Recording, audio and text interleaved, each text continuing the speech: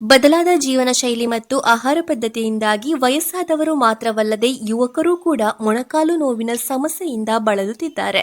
ಈ ನೋವನ್ನ ಹೋಗಲಾಡಿಸಿ ಮೂಳೆಗಳನ್ನ ಬಲಿಷ್ಠಗೊಳಿಸುವ ಅದ್ಭುತ ಮನೆಮದ್ದುಗಳು ಇಲ್ಲಿವೆ ಕೇಳಿ. ಪಾರಿಜಾತದ ಎಲೆಗಳ ಕಷಾಯ, ಮೆಂತೆಕಾಳುಗಳ ಬಳಕೆ ಮೊಣಕಾಲು ನೋವನ್ನ ಹಂತ ಹಂತವಾಗಿ ಕಡಿಮೆ ಮಾಡುತ್ತದೆ. ಹಾಗೆ 1 ಲೋಟ ಹಾಲಿಗೆ 4 ರಿಂದ 5 ಎಸಳು ಬೆಳ್ಳುಳ್ಳಿಯನ್ನ ಹಾಕಿ ಚೆನ್ನಾಗಿ ಕುದಿಸಿ ಇದನ್ನು ಕುಡಿಯೋದ್ರಿಂದ ಕೂಡ ಮೊಣಕಾಲಿನ ಸೆಳೆತ ಮತ್ತು ನೋವು ಕಡಿಮೆಯಾಗುತ್ತದೆ. ಇನ್ನು ಪ್ರತಿದಿನ ಸ್ವಲ್ಪ ಹಸಿ ತೆಂಗಿನಕಾಯಿ ತಿನ್ನೋದ್ರಿಂದ ಕೂಡ ವೃದ್ಧಾಪ್ಯದಲ್ಲೂ ಮೊಣಕಾಲು ನೋವು ಬರೋದಿಲ್ಲ.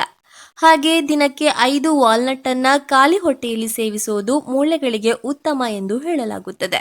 ಸಾಸಿವೆ ಎಣ್ಣೆಯಲ್ಲಿ ಬೆಳ್ಳುಳ್ಳಿ ಮತ್ತು ಓಮಕಾಳನ್ನ ಚೆನ್ನಾಗಿ ಕುದಿಸಿ ಆ ಎಣ್ಣೆಯನ್ನ ಉಗುರು ಬೆಚ್ಚಗಿರುವಾಗ ಮೊಣಕಾಲಿಗೆ ಮಸಾಜ್ ಮಾಡಿದ್ರೆ ರಕ್ತ ಸಂಚಾರ ಸುಗಮವಾಗಿ ನೋವು ತಕ್ಷಣವೇ ಕಡಿಮೆಯಾಗುತ್ತದೆ ಎಂದು ಹೇಳಲಾಗಿದೆ.